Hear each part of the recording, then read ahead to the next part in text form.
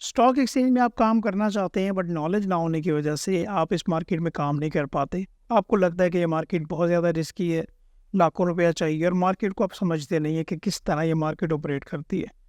और मार्केट में अगर आप सीखने के लिए जाएँ तो $400, $500 फंडामेंटल एनालिसिस के, $700-800 टेक्निकल एनालिसिस के, तो काफ़ी ज़्यादा फ़ी लोग चार्ज करते हैं। तो ये वाला ट्रेनिंग प्रोग्राम हमने आपके लिए फ्री ऑफ कॉस्ट बनाया है, जिसमें हम आपको कम्प्लीटली ये ट्रेन कर रहे होंगे कि कैसे स्टॉक एक्सचेंज काम करती है और कैसे आप यहाँ पे काम अपना स्टार्ट कर सकते हैं। तो इसको आपने टेकन फ्रॉम फ्रॉम ग्रांटेड नहीं लेना कि आपको ये फ्री ऑफ कॉस्ट शेयर किया जा रहा है तो आप इसकी वैल्यू को ना समझें। तो आपने हर पॉइंट को डिटेल में समझना है। ये मॉड्यूल वाइज होगा, बिल्कुल बेसिक से स्टार्ट करेंगे और फिर एडवांस लेवल में मूव हम कर रहे होंगे। और मैं आप सबसे रिक्वेस्ट करूंगा कि इस वीडियो को आप लाइक भी कीजिएगा और हमारे चैनल को भी सब्सक्राइब कीजिएगा ताकि ये और ज़्यादा लोगों तक पहुँचे और लोग इस मार्केट में आए भी सही और उनको ज़्यादा पैसे भी ना लगाना पड़े। तो थैंक यू सो मच। तो स्टार्ट करते हैं। Pakistan stock exchange complete training program में आपको वेलकम करते हैं और ये हमारा इंट्रोडक्टरी सेक्शन है जिसमें हम पाकिस्तान स्टॉक एक्सचेंज की बेसिक्स को कवर करने वाले हैं। बहुत डिटेल्ड और इम्पोर्टेंट सेशन होगा तो आपकी फुली अटेंशन रिक्वायर्ड है। स्टार्ट करते हैं जी हम बिल्कुल ज़ीरो से। अगर हम पाकिस्तान स्टॉक एक्सचेंज की बात करें तो ये हमारा कंप्लीट ट्रेनिंग प्रोग्राम होगा, बिगिनर या बेसिक टू लेके एडवांस तक। ठीक है, मॉड्यूल 1 जिसमें हम पाकिस्तान स्टॉक एक्सचेंज के बेसिक्स को कवर करने वाले हैं। कोई आपको फ़ी नहीं देनी, it's free of cost. Start करते हैं जी। अगर हम आज का एजेंडा बात करें कि आज हम कौन कौन से टॉपिक्स को कवर करने वाले हैं तो पहले वो देख लेते हैं। हम ये देखेंगे कि जो कंपनीज की ट्रेडिंग की इन्वेस्टमेंट होती है पाकिस्तान स्टॉक एक्सचेंज में, वो पाकिस्तान स्टॉक एक्सचेंज तक कैसे पहुंचती है, उनकी लिस्टिंग कैसे होती है, पाकिस्तान स्टॉक एक्सचेंज में काम करने के क्या बेनिफिट्स हैं। आप ये समझते हैं कि ये बहुत रिस्की मार्केट है, पैसे डूब जाएंगे, और दूसरी बात कि भाई हमारे पास तो लाखों रुपए नहीं है, हम तो काम ही नहीं कर सकते। ठीक है, इसको एक्सप्लोर करेंगे। पाकिस्तान स्टॉक एक्सचेंज में आप किस तरह से काम स्टार्ट कर सकते हैं, ट्रेडिंग की टाइप्स क्या होती हैं। ट्रेड जब बाइंग एंड सेलिंग होती है तो एक प्रोसेस होता है पूरा ट्रेड एग्जीक्यूशन का, इसमें कुछ इदारे इन्वॉल्व होते हैं, उन इदारों का रोल भी देखेंगे और सेटलमेंट प्रोसेस को भी हम अंडरस्टैंड कर लेंगे। ठीक है, और लास्ट में हम डिविडेंड्स को एक्सप्लोर कर रहे होंगे। तो ये आज का हमारा एजेंडा है जी, बहुत इंपॉर्टेंट। तो आपकी फुली अटेंशन रिक्वायर्ड है। पहले हम ये समझ लेते हैं कि कंपनी जो है वो स्टॉक एक्सचेंज तक पहुंचती कैसे है। आपकी ही एग्जांपल लेते हैं, ये आप हैं जी। ठीक है, आपने एक बिजनेस, एक सिंगल शॉप से बिजनेस स्टार्ट किया।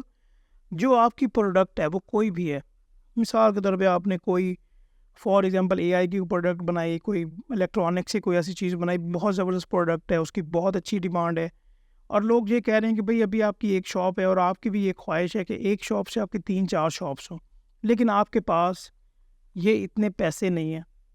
तो फिर आप क्या करेंगे? आप ये चाहते हैं कि भाई आप ये 3 शॉप्स हो, एक सिटी में मल्टीपल शॉप्स हो, लेकिन आपके पास फंड्स नहीं है।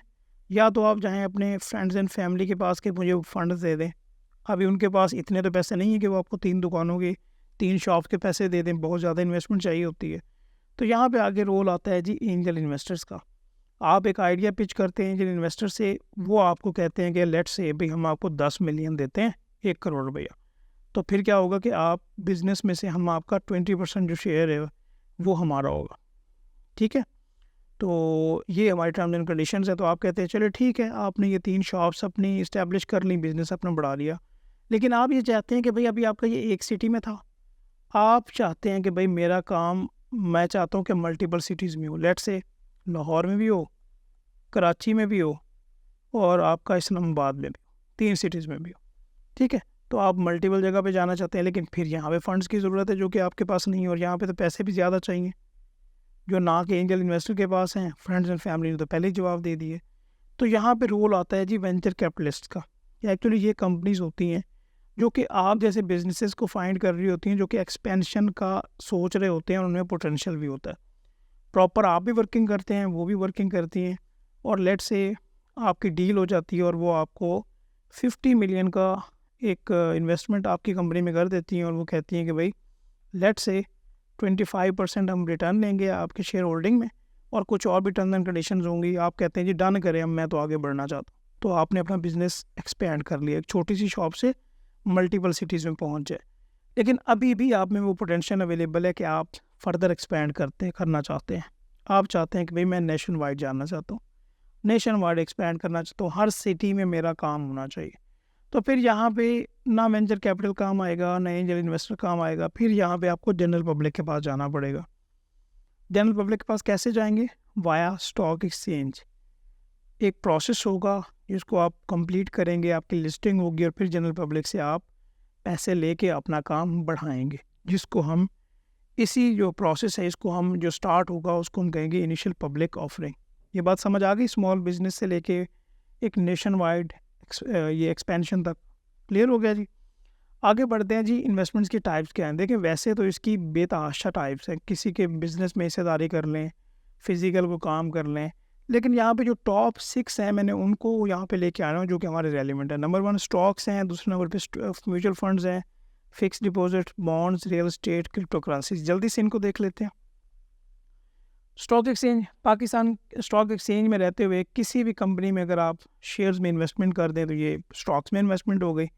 म्यूचुअल फंड्स का कॉन्सेप्ट में भी आपको पता हो कि क्या है कि ये पूल बनाया जाता है, ये काफ़ी लोग इसमें इन्वेस्टमेंट करते हैं, म्यूचुअल फंड में पैसे डालते हैं और म्यूचुअल फंड आगे जो है ना आपके फंड्स को मैनेज करता है और डिफरेंट जो है ना इन्वेस्टमेंट्स वो पोर्टफोलियो आपके डाइवर्सिफाई करता है पोर्टफोलियो को पाकिस्तान स्टॉक एक्सचेंज में डिफरेंट सेक्टर्स में, और फिर आपको रिटर्न मिलता है। ये काफ़ी एक जो समझा जाए अगर स्टॉक्स की निस्बत तो काफ़ी सेफ इन्वेस्टमेंट होती है।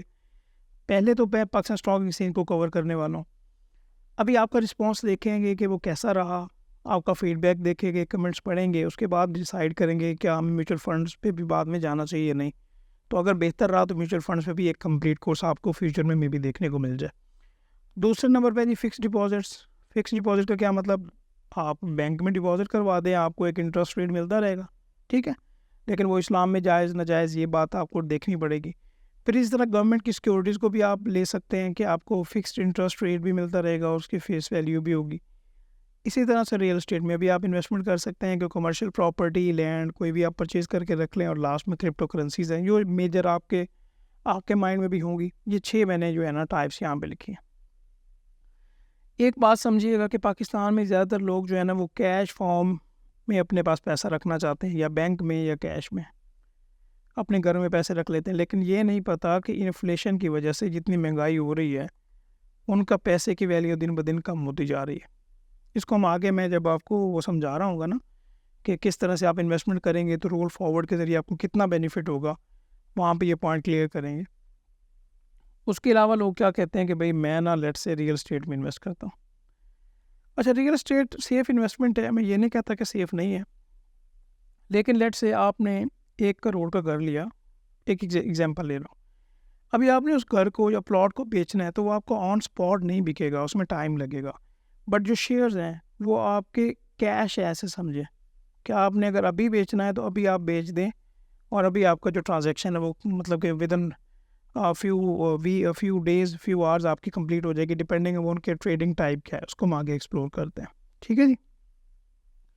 पाकिस्तान स्टॉक एक्सचेंज में काम करने के बेनिफिट्स क्या हैं? देखिए 2 बेनिफिट्स हैं। नंबर 1 कैपिटल गेन, दूसरा डिविडेंड्स। ये कैपिटल गेन क्या होते हैं पहले समझिएगा एक एग्जांपल से। यहाँ पे मैं बल्कि एग्जांपल मैंने मेंशन की हुई है, तो ये देखें यहाँ पे ये मेंशन है कि आपने एंग्रो कॉरपोरेशन के 50 शेयर खरीदे, ठीक है, और उसकी वैल्यू थी, एक शेयर की थी वैल्यू 100 रुपये। अभी ओवर द टाइम लेट से 1 महीना गुजरा, कुछ टाइम गुजरा, जो शेयर प्राइस है वो हो गई 110 रुपये। पहले कितने का था शेयर? 100 रुपये का, अभी कितने का हो गया? 10 रुपया। कितना बेनिफिट हुआ? 10 रुपये पर शेयर। शेयर कितने थे? 50। तो यहाँ पे कितना बेनिफिट हो रहा है आपको? 5000 का। तो इसको कैपिटल गेन कहते हैं कि जो आपने स्टार्ट में कैपिटल लगाया था वो कैपिटल बढ़ गया हुआ है। सिंपल वर्ड्स रखेंगे, समझ आ गई बात। अभी प्रॉफिट, इसकी ज़रा डेफिनेशन भी आप एक बार देख लें। Profit made from increase in the value of an investment typically when the assets selling price is higher than purchase price. Selling price higher होगी परचेज प्राइस से, तो ऑब्वियसली कैपिटल गेन होगा।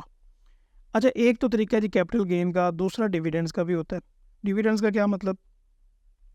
कुछ कंपनीज होती हैं जो कि आपको डिविडेंड्स भी देती हैं। अभी डिविडेंड्स कहते कैसे हैं? देखें, आपको पता है कि कंपनी एक एनुअल एक हिसाब किताब करती है। सिंपल रखते हैं, लेट से कंपनी को 1 लाख का प्रॉफिट हो गया। अभी कंपनी ने कहा कि भाई ये जो 1 लाख का प्रॉफिट है ना, इसमें से मैं अपने जो शेयर होल्डर्स हैं उनमें ये प्रॉफिट डिस्ट्रीब्यूट करूँगी और पर शेयर 5 रुपये मैं उनको दूंगी। कंपनी ने ये डिसाइड किया, कंपनी की जो बोर्ड मीटिंग हुई ना उसमें ये डिसीजन हुआ। तो अभी ये जो 5 रुपये उसने अपने प्रॉफिट में से हिस्सा दिया अपने शेयर होल्डर्स को, इसको डिविडेंड कहेंगे। अभी इसकी एग्जांपल समझिए। पीटीसी पाकिस्तान तंबाकू कंपनी में आपने 100 शेयर्स लेके रखे हुए थे। अभी कंपनी एनुअल डिविडेंड आपको पे करती है 5 रुपये पर शेयर का। अब यहाँ पे आपको 100 शेयर थे, 5 रुपये के हिसाब से आपको 500 का डिविडेंड मिल गया। तो आपको कैपिटल गेन के थ्रू भी इनकम हो सकती है और डिविडेंड के थ्रू भी इनकम हो सकती है। अभी इम्पोर्टेंट बात यहाँ पे ये है कि ज़रूरी नहीं है कि हर कंपनी आपको डिविडेंड दे। अभी जिस तरह गूगल है, फेसबुक है, ये जो बड़ी बड़ी कंपनीज़ हैं, ये आपको डिविडेंड्स नहीं देती, नो डिविडेंड। वो क्या वजह है? वो कहती हैं कि जो हमारे प्रॉफिट्स होंगे ना भाई, हम अपनी कंपनी में री इन्वेस्ट करेंगे, कंपनी को हम फर्दर आगे लेके जाएंगे, जिससे क्या होगा, जो कंपनी की शेयर वैल्यू है वो बढ़ेगी। लेट्स से पहले कितने का शेयर था, 100 रुपये का, एक एग्जांपल लगाते हैं, वो शेयर टाइम बाद बढ़ के हो जाता है 150 का। तो यहाँ पे आपको डिविडेंड की बजाय 5 रुपये की बजाय 50 रुपये पर शेयर का बेनिफिट हो रहा है। एक एग्जांपल ले रहा हूँ। तो यहाँ पे ऐसे भी सिनेरियोज आपको देखने को मिलेंगे। समझ आ गई कि पाकिस्तान स्टॉक एक्सचेंज में काम करने के कितने बेनिफिट होते हैं। यहाँ पे आप ये भी कहेंगे ठीक है जी, बेनिफिट होते हैं, नुकसान भी तो हो सकते हैं। लॉन्ग टर्म इन्वेस्टमेंट में आपको नुकसान नहीं होते। ठीक है, आगे बढ़ते हैं। रिस्क और कैपिटल रिक्वायरमेंट की बात कर लेते हैं जी। सही, रिस्क और कैपिटल रिक्वायरमेंट। सबसे पहले अगर हम रिस्क की बात करें तो ये आप अंडरस्टैंड कर लें। अगर आप मिसाल के तौर पे एग्जांपल लीजिए, आपने शेयर परचेज़ किए 7 डेज़ के लिए, आपने शेयर परचेज़ किए 1 साल के लिए, आपने शेयर परचेज़ किए 5 इयर्स के लिए, और यहाँ पे आपने शेयर परचेज़ के लिए 10 इयर्स के लिए, और फिर आपने किए 20 इयर्स तक आपने होल्ड करके रखे। अगर आप साल, वीक, महीने की बात करेंगे तो यहाँ पे तो रिस्क है, मार्केट अप एंड डाउन हो जाती है। लेकिन ट्रेंड को देखेंगे और लॉन्ग टर्म इन्वेस्टमेंट की तरफ जाएंगे तो आपको वो फ्रूटफुल इन्वेस्टमेंट होगी आपकी कि आप हैरान हो जाएंगे। आपको बहुत ज़्यादा यहाँ पे बेनिफिट्स होंगे, और वो आप ये समझें कि इसमें रिस्क ना होने के बराबर होता है अगर आप लॉन्ग टर्म इन्वेस्टमेंट एक अच्छी प्लानिंग के साथ करें, एक अच्छी अंडरस्टैंडिंग के साथ करें। वही अंडरस्टैंडिंग लेने के लिए तो आपको ये हम ट्रेनिंग करवा रहे हैं। ठीक है जी। तो लॉन्ग टर्म इन्वेस्टमेंट में रिस्क ना होने के बराबर है, शॉर्ट टर्म इन्वेस्टमेंट में हाई रिस्क होता है, और यहाँ पे फिर आपके नुकसान भी हो सकते हैं। अच्छा, कैपिटल कितना रिक्वायर होता है भाई? यहाँ पे तो 4-5 लाख रुपए, 20 लाख रुपए, 50 लाख होंगे तो फिर काम स्टार्ट कर सकते हैं। आप अपना अकाउंट 5,000 से ओपन कर सकते हैं। समझ आ गई बात? अभी आपकी, मैं एग्जांपल लगा लूँ, समझिएगा इस बात को, एग्जांपल लगा लूँ कि आपकी मंथली इनकम है 30,000। आप एक असूल बना लीजिए और उसको आप लिख लें। आपकी जितनी भी इनकम है, जितनी भी आपकी इनकम है, उसका आपने 20% हर महीने पर मंथ आपने इन्वेस्ट करना है। और ये मैं आपको बता दूं कि ये इन्वेस्टमेंट में, ट्रेडिंग में उन्हीं लोगों ने पैसे कमाए हैं, उन्हीं लोगों ने पैसे बनाए हैं जिन्होंने लॉन्ग टर्म के लिए इन्वेस्टमेंट की है। ठीक है जी। अगर आप मंथली 20% इन्वेस्टमेंट करते हैं और पर एनम जैसे भी 1 साल गुजरता है तो आप इसमें 10% का इंक्रीज़ करते हैं। मिसाल के तौर पे यहाँ पे आपकी इनकम थी कितनी वाला, 30,000, तो आपने यहाँ से पर मंथ 6,000 रुपये सेपरेट करने हैं और इसको आपने PSX में इन्वेस्ट करना है।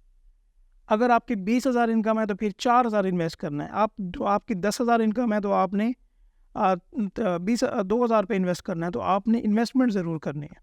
तो फिर अगला साल होगा जी, ईयर 1 है, आप पर मंथ 6,000 रुपये इन्वेस्ट करते जा रहे हो। ईयर 2 होगा तो आपने इसको बढ़ाना है। ये 600 है तो आपने क्या कर 6,000 है ना, तो आपने क्या करना है, 10% इसमें इंक्रीज़ करेंगे तो 6600 बनेगा। ये आपने पर मंथ इन्वेस्टमेंट करनी है और लॉन्ग टर्म 10 साल, 15 साल, 20 साल के लिए आपने अपनी पोजीशन को मेंटेन करना। और ये जो अमाउंट है, जब आप इसमें से निकालेंगे नहीं, जो आपको डिविडेंड्स होंगे, जो आपका कैपिटल गेन होगा, वो अगर आप इसमें री इन्वेस्ट करेंगे तो आपके जो हज़ारों हैं, ये समझिएगा बात, जो आपके हज़ारों हैं ये आपके लैक्स और करोड़ों में होंगे।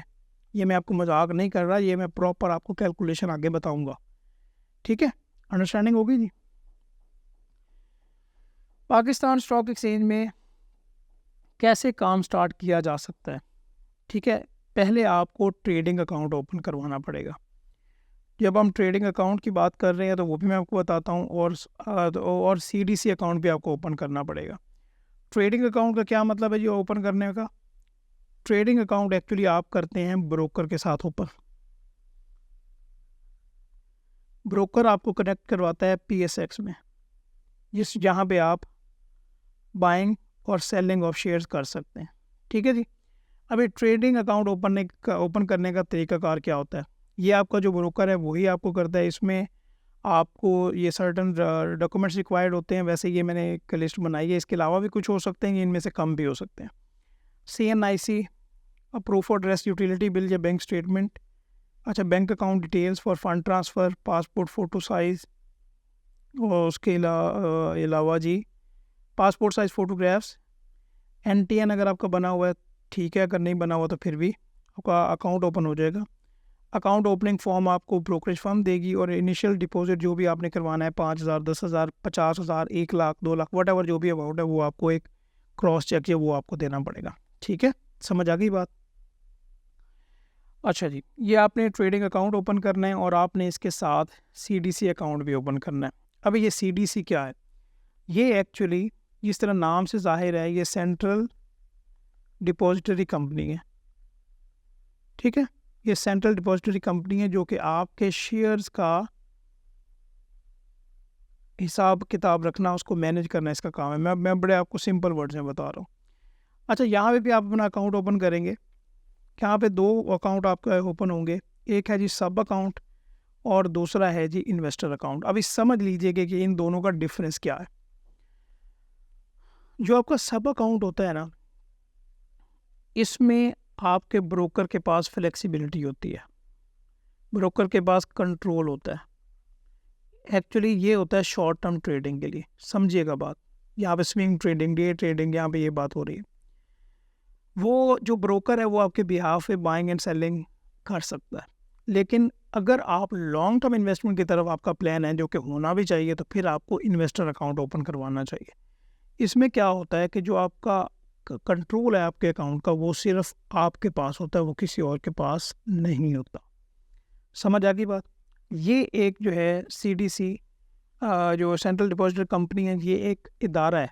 जिस तरह पाकिस्तान स्टॉक एक्सचेंज एक इदारा है, CDC भी एक इदारा है जो कि आपको पाकिस्तान स्टॉक एक्सचेंज और CDC ये वाले जो आपके शेयर्स के लेन देन है उसमें आपको सपोर्ट करता है। अच्छा जी, मैं आपको उतना ही बता रहा हूँ जितना आपको पता होना ज़रूरी है। आगे हम ट्रेडिंग टाइप्स की बात कर लेते हैं जी। एक है जी इंट्राडे, दूसरी है डिलीवरी ट्रेडिंग। अगर हम इंट्राडे ट्रेडिंग की बात कर रहे हैं तो जिस तरह नाम से ज़ाहिर है, मिसाल के तौर पर ये 1 दिन की ट्रेडिंग है।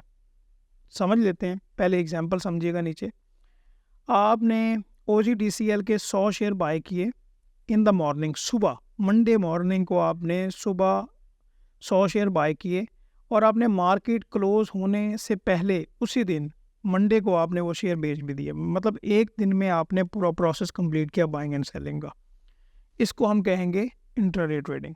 अभी इसको ज़रा ये आप एक बार स्टडी कीजिए। Buying and selling stocks within the same trading day, aiming to profit from short term price movement. Traders do not hold positions overnight. जो ट्रेडर्स हैं वो शेयर्स को होल्ड करके नहीं रखते, एक ही दिन में वो अपनी ट्रेडिंग कंप्लीट कर लेते हैं। अभी delivery trading long term investment के लिए होती है कि जिन्होंने अपनी पोजीशन जो है वो होल्ड करनी हो।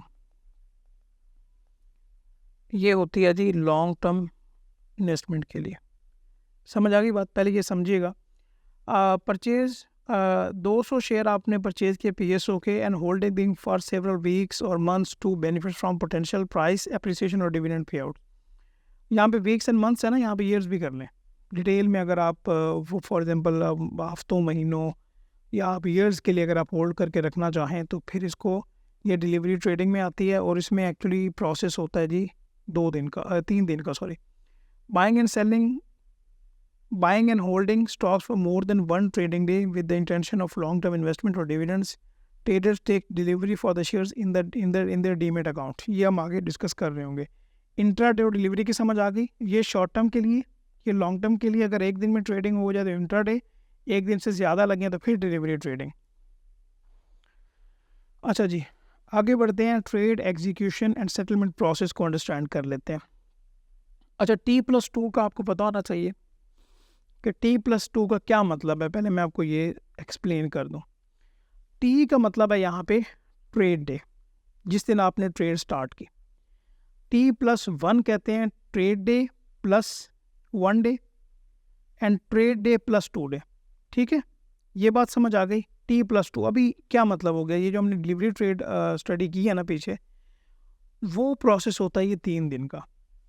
अभी हम इसको फर्दर एक्सप्लोर करते हैं कि ऑर्गेनाइजेशंस जो हैं, एक तो इसे है पाकिस्तान स्टॉक एक्सचेंज, दूसरी है CDC, इसको भी हमने पढ़ लिया, तीसरी है जी NCCPL, इसको भी हम स्टडी करते हैं।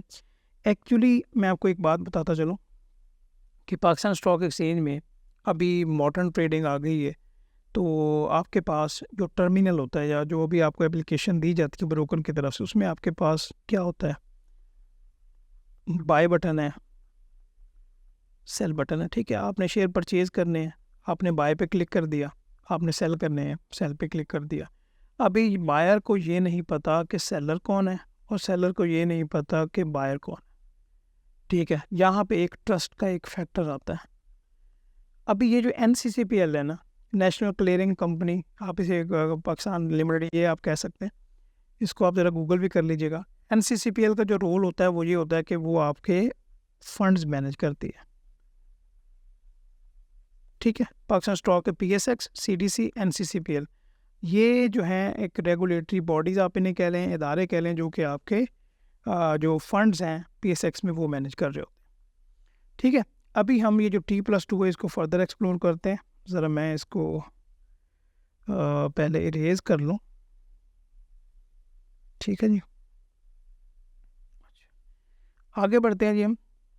समझिएगा, मिसाल के तौर पे आपने शेयर परचेज़ किए, आपका प्लान बना कि आप ये 20 फरवरी को आप 1000 शेयर परचेज़ करना चाहते हैं। यहाँ पे डिलीवरी ट्रेड की बात हो रही है, तो ये जो 12 तारीख की यहाँ पे बात हो रही है, इसको हम कहेंगे T या ट्रेड डे। ये हुआ 13 T+1 और ये हुआ T+2। अच्छा, अगर आपने शेयर परचेज करने हैं तो आपके 1000 शेयर की मिसाल के तौर पे 10 रुपये का शेयर है, तो ये 10,000 रुपये अमाउंट बन गई। आपके बैंक अकाउंट से 12 तारीख को ये 10,000 रुपये कट जाएंगे। लेकिन आपका जो CDC अकाउंट है, एक्चुअली जो CDC सब अकाउंट होता है ना, जो पीछे मैंने आपको बताया, उसमें आपके शेयर्स आते हैं, शेयर्स की इन एंड आउट होती है आपके शेयर्स की। समझ आ गई बात, इन एंड आउट आपके CDC अकाउंट में होते हैं। सही, अभी इसको 2 दिन लगेंगे ये प्रोसेस कंप्लीट होते हुए। पैसे आपके 12 तारीख को कट गया, लेकिन 14 तारीख वेडनेसडे को आपकी जो सेटलमेंट है वो कंप्लीट होगी और शेयर जो हैं आपके CDC अकाउंट में इन हो जाएंगे। समझ आ गई बात, ये क्लियर हो गया? ठीक है, अच्छा अभी हम थोड़ा सा यहाँ पे फर्दर बढ़ते हैं। सॉरी,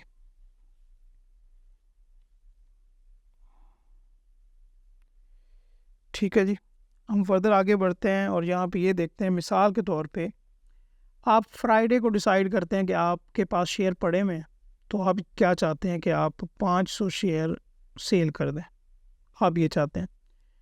अभी ये वाला जो प्रोसेस है, आगे सैटरडे भी आ रहा है, उसके बाद ये संडे भी आ रहा है। ये 9 तारीख तो हो गई क्या, ट्रेड डे। यहाँ पे 12 तारीख भी है और फिर 13 तारीख भी है। 12 तारीख फिर यहाँ पे T1 बनेगी और 13 तारीख बनेगी T2।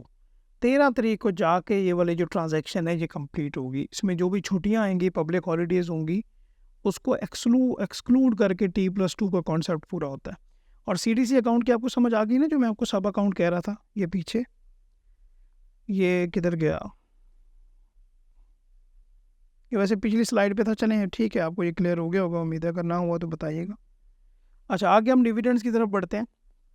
अगर हम डिविडेंड्स की बात करें तो यहाँ पे हमारे पास इंटरम डिविडेंड और फाइनल डिविडेंड आते हैं।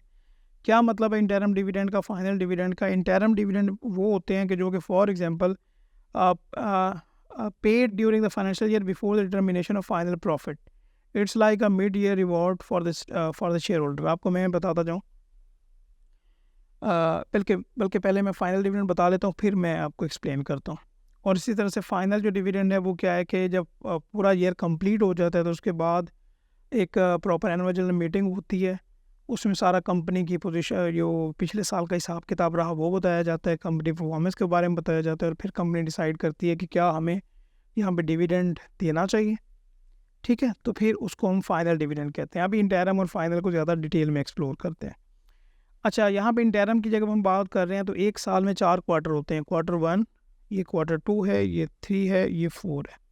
अभी क्वार्टर 1 क्या है जी, 1 जनवरी से लेके 31 मार्च तक, इसको हम क्वार्टर 1 कहेंगे।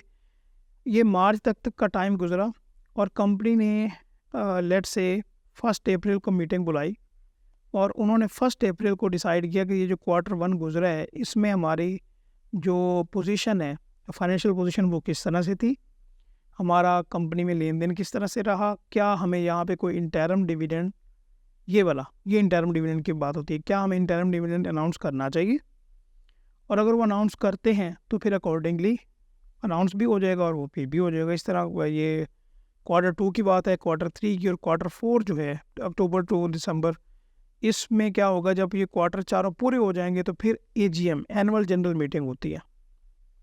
सर आगे बढ़ते हैं, एक सेकंड। एनुअल जनरल मीटिंग होती है, ठीक है, और उसमें क्या होता है कि कंपनी के जो रिपोर्ट्स हैं उसके ऊपर बात होती है, फाइनेंशियल पोजीशन की भी बात होती है, एंड यहाँ पे डिसाइड होता है कि फाइनली डिविडेंड पे करना है या नहीं करना। अच्छा, ये जो डिविडेंड है ये कैंसिल भी हो सकता है। क्या मतलब कैंसिल हो सकता है?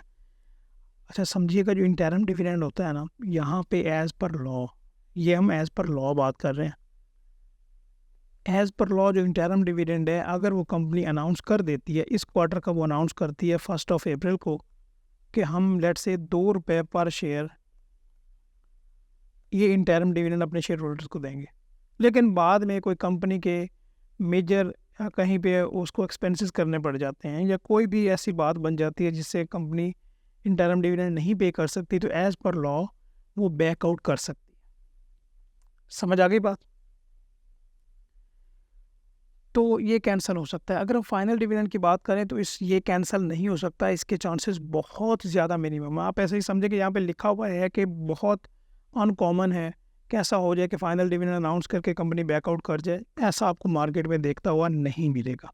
ये इंटरम डिविडेंड जो कि साल का हिसाब किताब होने से पहले अनाउंस भी होता है और पे भी होता है, ये बात आपको समझ आई।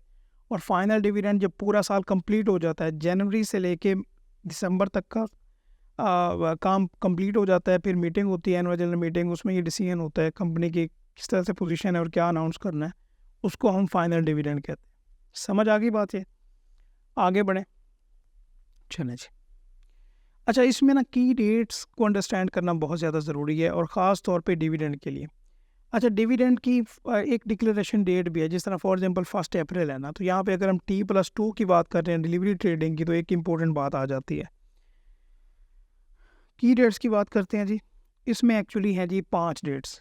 डिविडेंड डिक्लेयर किस डेट को हो रहा है, डिविडेंड रिकॉर्ड डेट क्या है, एक्स डिविडेंड डेट क्या है, बिग बुक क्लोजर डेट क्या है, पेमेंट डेट क्या है। अच्छा, अभी मैं आपको जब ये एक्सप्लेन कर रहा हूँ तो आपको ज़्यादा अंडरस्टैंडिंग नहीं होगी, कोई मसला नहीं है, लेकिन मैं आपको जब अभी आगे प्रैक्टिकली एक पूरा एक डेट को समझाऊंगा तो आपको अंडरस्टैंडिंग हो जाएगी। अच्छा, जिस तरह मैंने आपको बताया कि डिविडेंड जो डिक्लेरेशन डेट है, this is when a company publicly announces its intention to distribute dividend to its shareholder. मिसाल के तौर पे यहाँ पे 1 क्वार्टर जब एंड हुआ तो 1 अप्रैल को उन्होंने अनाउंस किया कि हम आपको 2 रुपये पर शेयर देंगे। तो ये जो 1 अप्रैल की यहाँ पे बात हो रही है, ये क्या बात हो रही है, डिविडेंड डिक्लेरेशन डेट हो रही है। अच्छा, रिकॉर्ड डेट बहुत इंपॉर्टेंट है। रिकॉर्ड डेट का मतलब ये होता है कि इस डेट पे, पर्टिकुलरली इस डेट पे शेयर जो हैं वो पर्टिकुलरली आपके नाम अगर रहेंगे इस डेट तक तो फिर आपको डिविडेंड मिलेगा। अगर आप इस डेट पे आपके नाम शेयर नहीं होंगे तो फिर आपको डिविडेंड नहीं मिलेगा। ठीक है, क्या कह रहा है जी, this is the date on which a share holder must officially own shares in order to be entitled to receive the declared dividend. अब इसको आगे देखते हैं, कोई मसला नहीं है। मिसाल के तौर पे हम कहते हैं कि भाई कंपनी कहती है कि ये रिकॉर्ड डेट जो है ना 1 अप्रैल है ना, अनाउंस हुआ, और वो कहती है 20 अप्रैल ये रिकॉर्ड डेट। अभी इस डेट को आपके शेयर आपके नाम होने चाहिए, अगर नाम नहीं होंगे तो फिर आपको शेयर जो डिविडेंड है वो नहीं मिलेगा। एक्स डिविडेंड डेट जो होती है ना, वो इस 20 अप्रैल रिकॉर्ड डेट से एक दिन पहले, 1 डे बिफोर,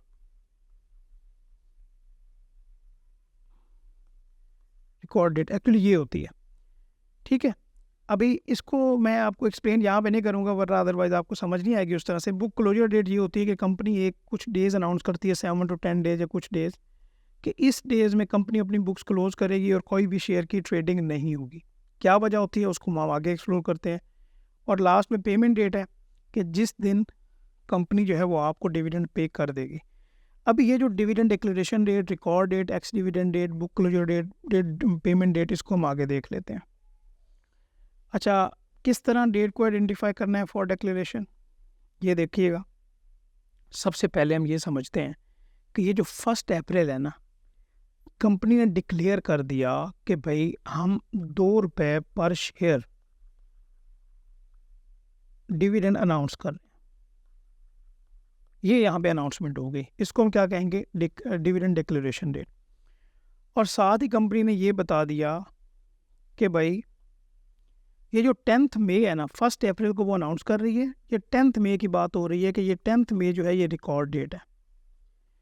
रिकॉर्ड डेट का क्या मतलब है कि इस डेट पे जो शेयर्स हैं वो आपके नाम होने चाहिए, आपकी ओनरशिप होनी चाहिए इस यहाँ पे। अगर इस डेट पे आपकी ओनरशिप होगी तो फिर आपको क्या होगा कि ये डिविडेंड मिलेगा। क्यों, आगे बढ़ते हैं। और यहाँ पे आ जाती है जी ये एक्स डिविडेंड डेट, जो कि 1 दिन पहले है, ये है एक्स डिविडेंड डेट। एग्जाम्पल लीजिएगा, T+2 का क्या मतलब हुआ। यहाँ पे एक एग्जाम्पल लेते हैं, मिसाल के तौर पे 5 अप्रैल को आप शेयर्स की परचेज करते हैं, ट्रेडिंग स्टार्ट करते हैं। ये आपके अकाउंट में कब आएंगे, 6, ये हो गया ट्रेड डे, 6 हो गया क्या T+1, और 7 हो गया T+2। ये वाला जो डे है 7 अप्रैल, इसमें आपके अकाउंट में, CDC अकाउंट में शेयर्स आएंगे। और शेयर्स आपके नाम तब होंगे जब आपके वो CDC अकाउंट में आ जाएंगे। ये बात आपको T+2 की समझ आ गई हुई है ना, पहले इसको हम एक्सप्लेन कर चुके हैं। अगर आप 9 मई को शेयर परचेज करते हैं, लेट से 100 शेयर आप परचेज करते हैं, और कंपनी डिक्लेयर कर चुकी है कि 10 मई जो है वो रिकॉर्ड डेट है। अगर यहाँ पे 100 शेयर आप परचेज करते हैं तो ये तो हो गया ट्रेड डे, पैसे आपके अकाउंट से कट गए हैं, क्या आपको शेयर मिले? नहीं मिले। शेयर कब मिलेंगे? शेयर मिलेंगे आपको यहाँ पे 11 तारीख को। अभी अगर आपको 11 मई को शेयर मिलेंगे, आपके CDC अकाउंट में आएंगे, तो क्या आपको डिविडेंड मिलेगा? ये जो रिकॉर्ड डेट है इसके मुताबिक नहीं मिलेगा। ये बात आपको समझ आई कि जो 9 में है एक्स डिविडेंड डेट, अगर इस दिन अगर आप कोई आपकी शेयर की परचेज करने जा रहे हैं तो फिर आपको 10 मई वाला डिविडेंड नहीं मिलेगा। समझ आ गई ये बात? अभी इसको थोड़ा सा उल्टा करके देखते हैं। मैं ज़रा इंक को रिमूव कर लूँ, थोड़ा सा इसको हम उल्टा करके इस तरह से देखते हैं। अगर आपने ये वाले शेयर, यहाँ पे मिसाल के तौर पे आपके पास 1 लाख कंपनी के शेयर पड़े हैं किसी भी कंपनी के, उसमें से आपने, पहले हम परचेज करने की बात कर रहे थे, 9 मई को हमने क्या किया, 1000 जो शेयर हैं वो सेल कर दिए। ये है ट्रेड डे T, ये हो गया T+1। यहाँ पे जो 11 होगा क्या होगा, T+2। ये आपने बताना है कि जब आप ये स्टार्ट कर रहे हैं, 9 मई को आप ट्रेड आपने स्टार्ट की, एग्जीक्यूशन स्टार्ट की, तो वो जो CDC आपका अकाउंट है उसमें से 1000 शेयर किस डेट को आपके अकाउंट से जाएंगे, ये 11 तारीख। मतलब 10 तारीख को वो शेयर्स आपके अकाउंट में रहे हैं। अगर 10 तारीख को ये वाले शेयर आपके अकाउंट में रहे हैं, ओनरशिप आपके पास थी, तो आपको डिविडेंड मिलेगा। समझ आ गई बात? इस डेट को आप शेयर, अभी क्या समरी निकली, ये एक्स एग्जीक्यूशन डेट को आप सेल तो कर सकते हैं, आप परचेज नहीं कर सकते अगर आपने डिविडेंड लेना है तो। समझ आ गई जी? क्लियर हो गया? चलें, मैं उम्मीद करता हूँ कि ये वाला पॉइंट अभी आपको नहीं भूलेगा। चलें आगे बढ़ते हैं। आगे हमारे पास डेट आ गई जी 11 मई। 11 मई है जी हमारी बुक क्लोजर डेट। अभी कंपनी अनाउंस करती है 11 मई से लेके 20 मई जो है, ये वाले जो डेज हैं, ये हमारे बुक क्लोजर का पीरियड होगा। इसमें कोई बाइंग एंड सेलिंग नहीं होगी। कंपनी की जो बुक्स हैं वो क्लोज रहेंगी, क्लोज होंगी। ये क्यों क्लोज होंगी कि भाई अगर ओपन ही रहे तो फिर किस तरह से आइडेंटिफाई करना, किस तरह से आइडेंटिफाई किया जाएगा कि शेयर्स को फिर मिसाल के तौर पे किन को पैसे देने हैं किन को नहीं देने, तो बड़ा हिसाब कॉम्प्लिकेटेड हो जाएगा। तो डिविडेंड्स के लिए ये ज़रूरी होता है कि कंपनी अपनी बुक क्लोजर डेट बताएं। अच्छा, यहाँ पे आपको मैं एक और बात बताता जाऊँ, वो टिप है, वो ये है कि बाज़ वक़्त क्या होता है कि कंपनी सिर्फ़ और सिर्फ बुक क्लोजर डेट अनाउंस कर देती है कि भाई हमारी बुक क्लोजर डेट जो है वो 11 मई से स्टार्ट होगी और 11 मई के बाद लेट्स से 7 डेज़ तक हमारी बुक क्लोज रहेंगी। सही हो गया? अगर बुक क्लोजर डेट आपको बता दी जाए तो उससे पिछला डे आपने रिकॉर्ड डेट कंसीडर करना है और उससे पिछला डेट आपने एक्स डिविडेंड कंसीडर करना है। इससे आपको पता चल जाना चाहिए कि रिकॉर्ड डेट और एक्स डिविडेंड डेट क्या है। और दूसरी बात, इसमें अगर कोई हॉलीडे आ जाती है, कोई वीकेंड आ जाता है, पब्लिक हॉलीडे कोई भी आ जाती है, तो उसका इम्पैक्ट भी आपने लेना है। ठीक है ना? ऐसा नहीं कि ये मिसाल के तौर पे जुमा बनता है और फिर आगे उस डेज़ फिर उसके अकॉर्डिंगली इंक्रीज़ होंगे, जिस तरह मैंने आपको प्रीवियस एग्जांपल में बताया। अच्छा, यहाँ पे अगर आप ये समझ रहे हैं कि भाई अगर हमने डिविडेंड ही लेना है तो हम ऐसा क्यों ना करें कि कंपनी के शेयर है मिसाल के तौर पे 8 मई को परचेज़ कर लें, 10 तारीख को डिविडेंड लें और फिर जो है ना आगे आ, हम उसको बाद में शेयर बेच दें। इस तरह से नहीं होता। ठीक है? इस तरह से क्यों नहीं होता कि कंपनीज जो भी स्टॉक एक्सचेंज में काम करते हैं वो इतने भी पागल नहीं होते कि सिर्फ आप डिविडेंड देने के लिए आएँ और आपको कहें जी वेरी गुड, आपने बहुत अच्छा काम किया जी, अपना प्रॉफिट लेकर हम जा रहे हैं। फॉर एग्जांपल, अगर आप डिविडेंड लेते हैं और फिर सारे लोग अगर अपने शेयर बेचना शुरू कर देंगे तो उसकी डिमांड नीचे आ जाएगी, तो उस तरह फिर उसके शेयर प्राइस पे भी इम्पैक्ट पड़ेगा। मिसाल के तौर पे आपने 100 रुपये का शेयर परचेज़ किया, इसके ऊपर 5 रुपये आपको डिविडेंड मिला, आपको 500 का बेनिफिट हुआ। लेकिन आपको बाद में जब आपने शेयर मिसाल के तौर पे आपने 12 तारीख को शेयर बेचा तो वो शेयर की वैल्यू ही लेट से 85 रुपये हो गई या 90 रुपये हो गई। आपने 5 रुपये का बेनिफिट लिया और 10 से 15 रुपये का लॉस कर दिया। ये बात समझ आइए?